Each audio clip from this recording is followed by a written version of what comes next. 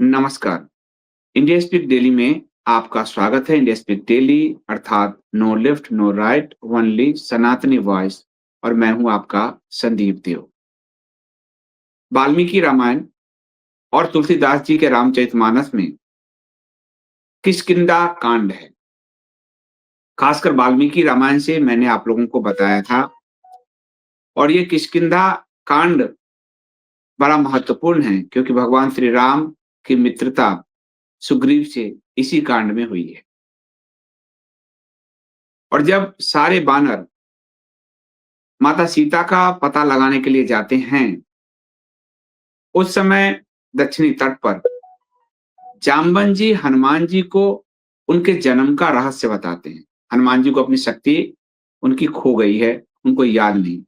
जाम्बन जी बताते हैं कि पूर्व समय में एक पुंजिक स्थला नाम से एक विख्यात अप्सरा थी और बहुत अग्रणी अप्सरा थी। समस्त देवताओं की जो अप्सराओं में इच्छानुसार वह रूप धारण करती थी और वह किसी श्राप के कारण उसका कपि योनि में उसका जन्म हुआ और कपि योनि में भी वह अंजना के नाम से उसका जन्म हुआ। वो बहुत रूपवती थी, इच्छा अनुसार वो रूप धारण कर सकती थी। एक दिन की बात है, वो एक पहाड़ी पर खड़ी थी, बहुत सुंदर रूप था। पवन देव गुजर रहे थे, पवन देव उस पर आसक्त हो गए और फिर अंजनी ने कहा कि ये कौन है जो मेरे मेरे पति व्रत धर्म को नष्ट करना चाहता है। पवन देव ने कहा कि मैं तुम्हारे पतिव्रत धर्म को नहीं नष्ट कर रहा हूं, मैंने तुम्हारे साथ मानसिक समागम किया है और इससे तुम्हें एक पुत्र का जन्म होगा। और फिर हनुमान जी का जन्म एक गुफा में होता है। शॉर्ट में ये कहानी है। वह पूरा जो हनुमान जी का जन्म है और जिस पूरी पर्वत श्रृंखला पर रामचंद्र जी सुग्रीव से मिले हैं, उस किष्किंधा में आज भी वो किष्किंधा नगरी है और वो किष्किंधा नगरी है कर्नाटक राज्य में। उस पर्वत श्रृंखला पर जहां हनुमान जी का जन्म हुआ, जिस शिखर पर, वहां पर एक प्राचीन मंदिर है। उस प्राचीन मंदिर, जो हिंदू आस्था का मंदिर है, उसे सरकार ने कब्जे में ले लिया। और क्योंकि वहां जो भक्तजन है काफी संख्या में आते हैं और आप सब जानते हैं कि पूरे भारतवर्ष में मंदिरों पर सरकारी कब्जे बढ़ते जा रहे हैं। जिस जिस मंदिर में ज्यादा चढ़ावा आता है, उस सब पर सरकार की नजर है। सरकार 2018 में कर्नाटक में भारतीय जनता पार्टी की सरकार थी, येदियुरप्पा की सरकार, उसने कब्जे में ले लिया। और आज कांग्रेस की सरकार है। कोर्ट के आदेश के बाद भी कांग्रेस की सरकार उसको छोड़ रही नहीं रही है, पैसे लूट रही है।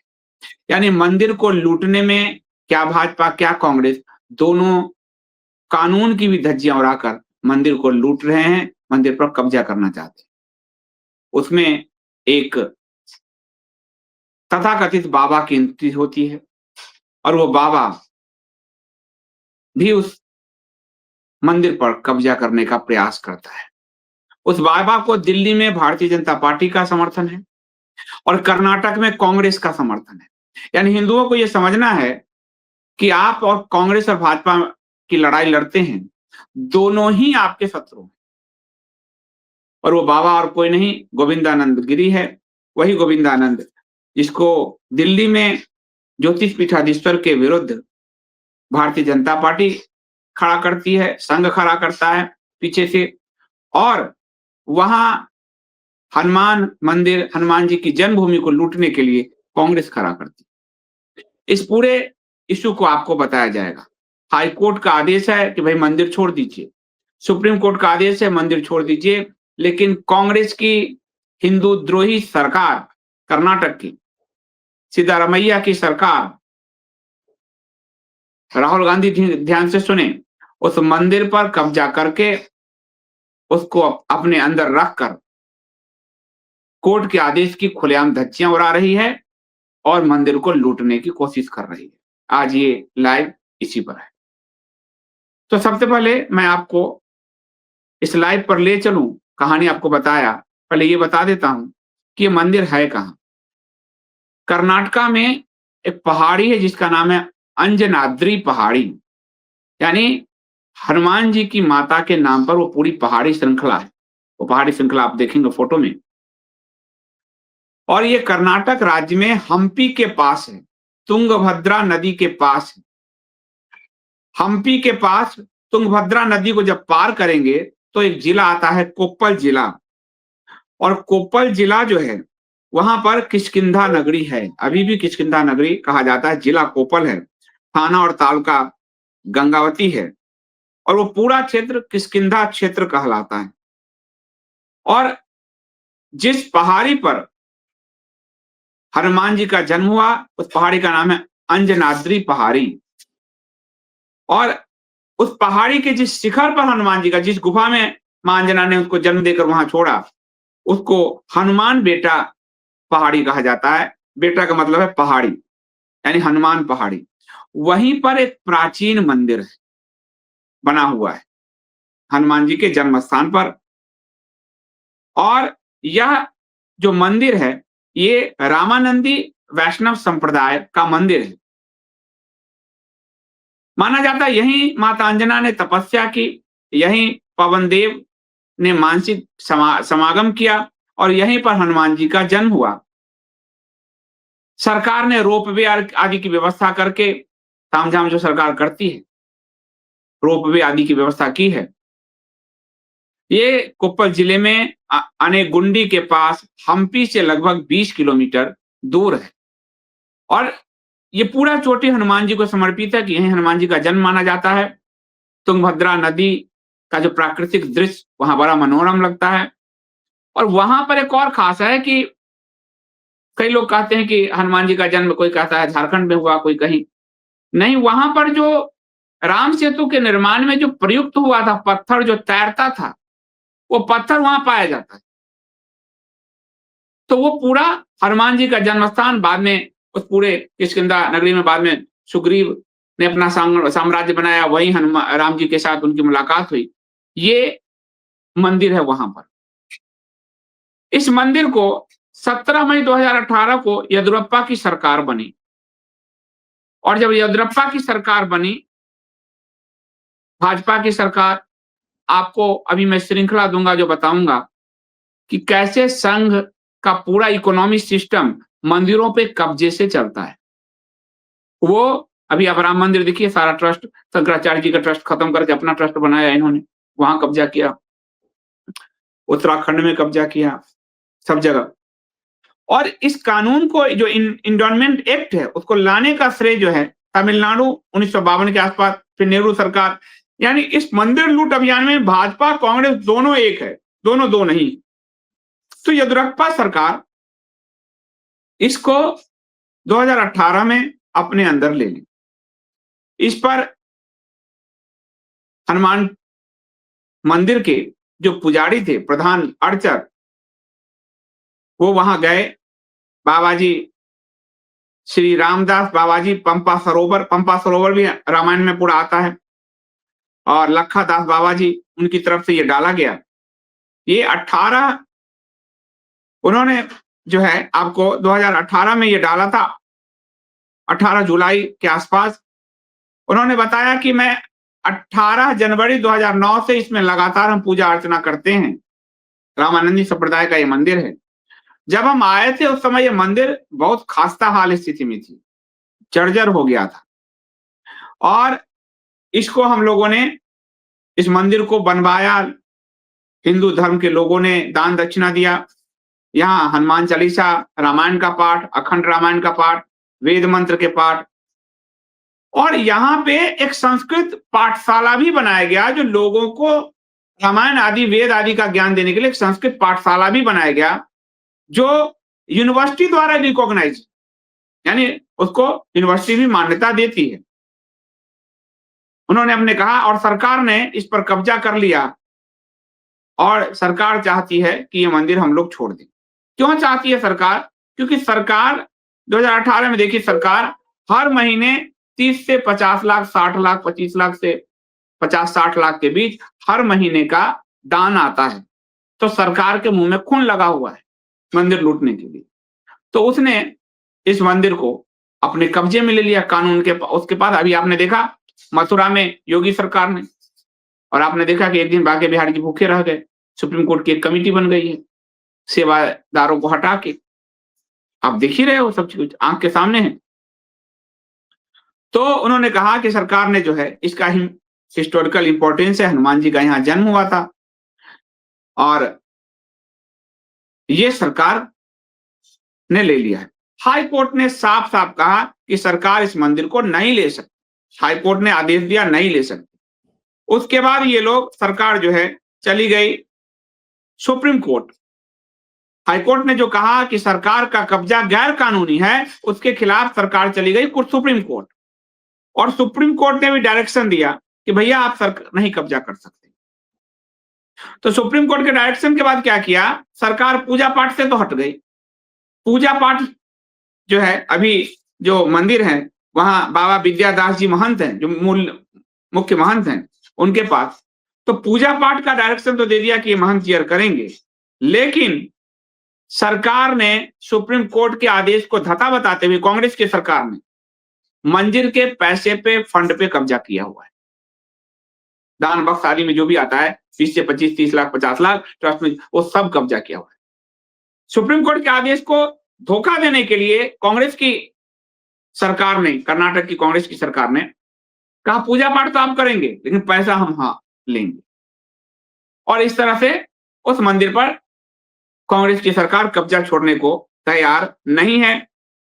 जो डिप्टी कमिश्नर नियुक्त है सरकार के द्वारा, वो सारा रुपए ले रहा है, और सरकार ने अपना आदमी बैठा दिया। अब कांग्रेस की पुरानी बीमारी है, और संघ की भी, साधुओं में लड़ाने की।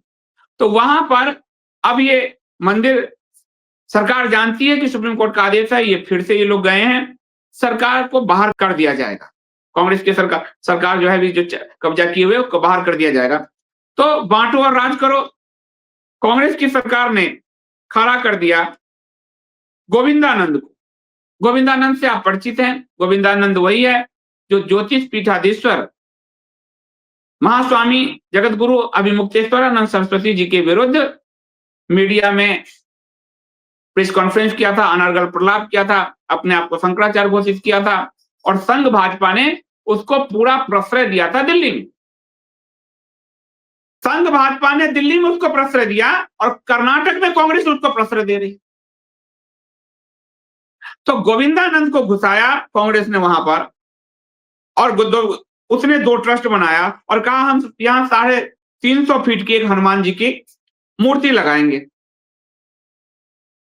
और लोगों से पैसा कलेक्ट करने लगा। यानी मंदिर हिंदुओं के बीच भ्रमित हो जाए, हिंदू धोखे में रहें, इसलिए गोविंदानंद जो सरकार का एजेंट है, वो मंदिर का कलेक्शन शुरू किया।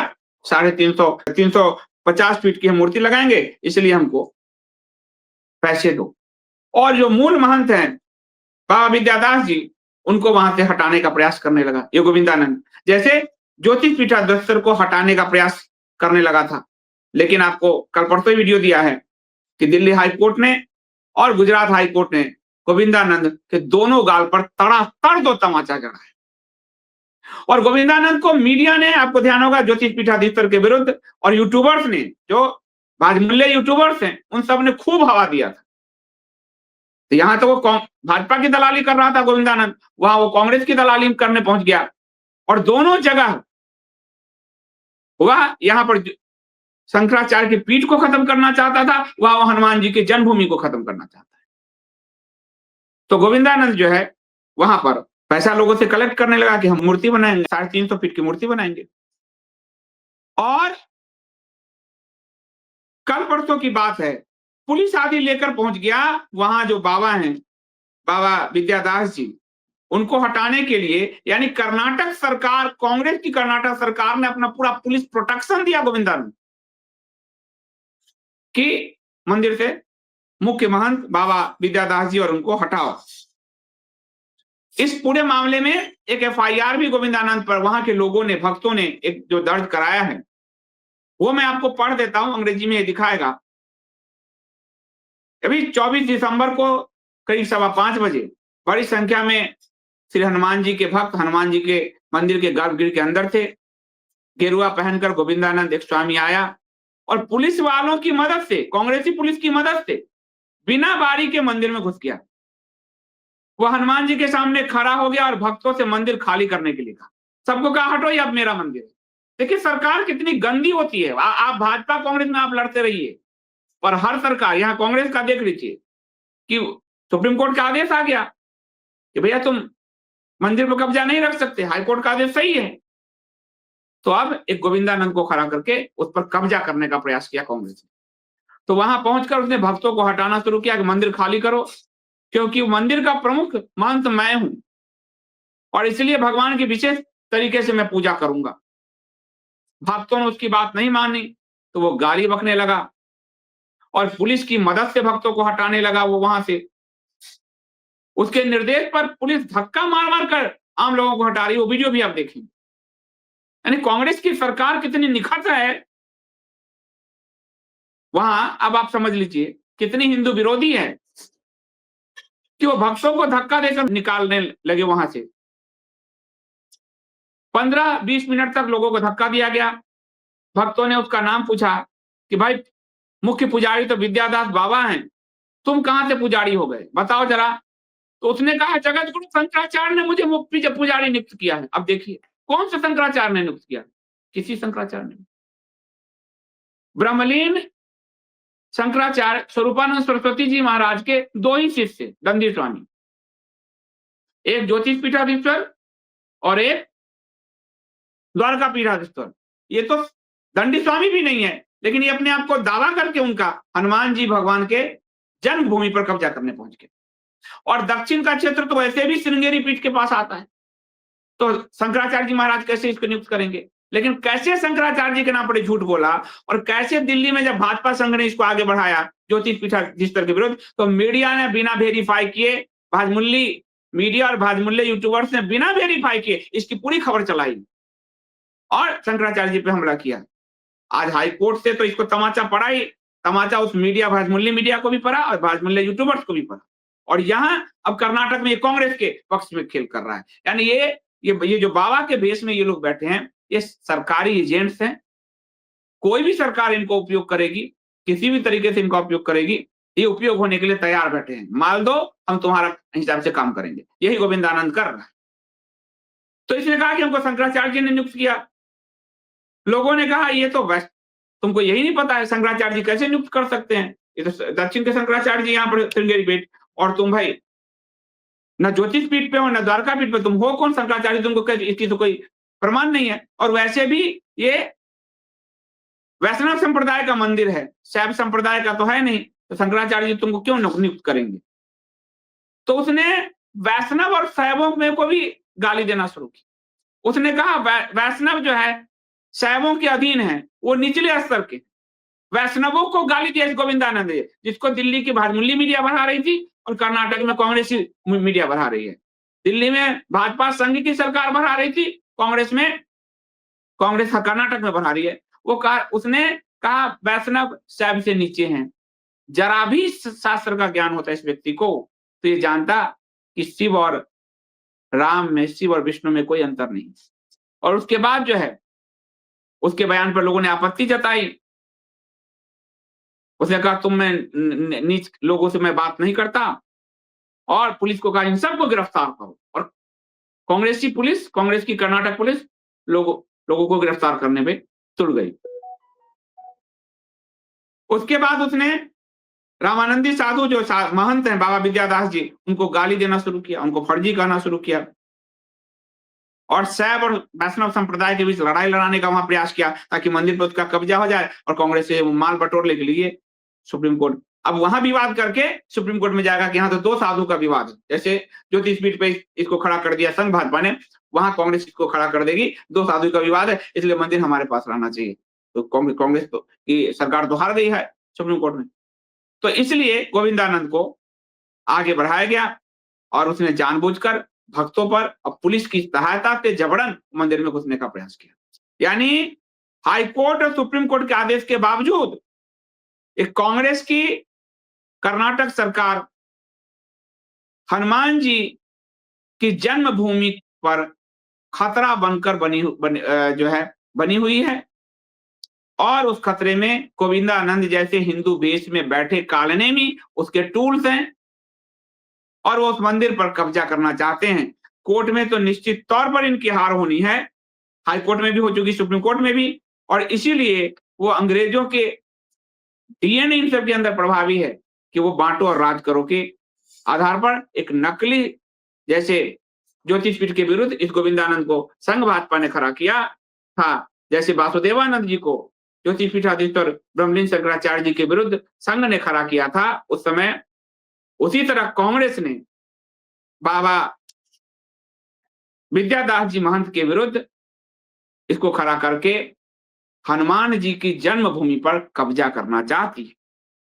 ये सिद्धारमैया, ये कांग्रेस का जो अध्यक्ष है खड़गे, ये तो हिंदू धर्म तो मानते नहीं, हिंदुओं के प्रति तो इनका कोई आस्था रहा नहीं, तो तुमको क्यों चाहिए हनुमान मंदिर, हनुमान जी की जन्मभूमि? क्योंकि वहां 50-60 लाख रुपए महीने का दान आता है, बड़ी संख्या में लोग वहां जो है पहुंचते हैं, भक्त पहुंचते हैं। तो किष्किंधा नगरी की हनुमान जन्मभूमि को बचाना हर हिंदू का दायित्व है। मंदिर वैष्णव संप्रदाय का है, बाबा विद्यादास जी के ही कब्जे में रहे, हमें अभियान चलाना होगा तो चलाएंगे, लेकिन कांग्रेस की सरकार से इसको मुक्त करने का जब आदेश हाईकोर्ट सुप्रीम कोर्ट का है, तो हमें इस मुक्ति में प्रयास करना चाहिए, हमें जागृति लाना चाहिए, जागृति पैदा करना चाहिए, और गोविंदानंद जैसे कालनेमियों से इस हिंदू समाज को बचाने का प्रयास करना चाहिए। जागृति लाने के लिए ये वीडियो बनाया गया है, इसे लोगों तक पहुंचाइए, घर घर पहुंचाइए, ताकि कांग्रेस का काला चेहरा, कांग्रेस सरकार का काला चेहरा जनता के बीच आए, कि ताकि गोविंदानंद जैसे कालनेमी का चेहरा हिंदुओं के बीच आए, और हनुमान जन्मभूमि हमारा, हमारे वैष्णव संप्रदाय के पास रहे। अभी के लिए इतना ही, इस पर आगे भी अपडेट जो भी होगा मैं आपको देता रहूंगा। बहुत बहुत धन्यवाद, आपका दिन शुभ हो। जय श्री राम।